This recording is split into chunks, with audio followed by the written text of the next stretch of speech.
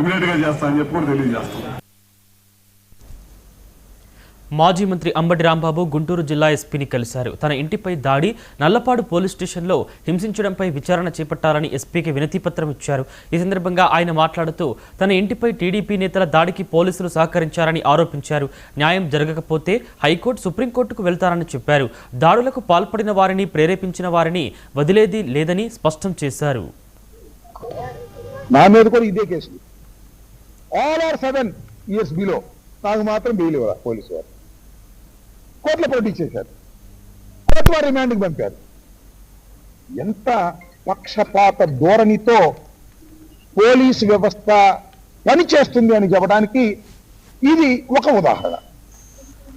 వాస్తవంగా నేను ఇచ్చిన కంప్లైంట్లోని సారాంశాన్ని మీకు ఒకసారి వినిపిస్తా. ఇది చాలా ఇంపార్టెంట్ కేసు అవుతుంది, రాష్ట్రంలోనే చరిత్రలోనే ఇంపార్టెంట్ కేసు కాబోతుంది.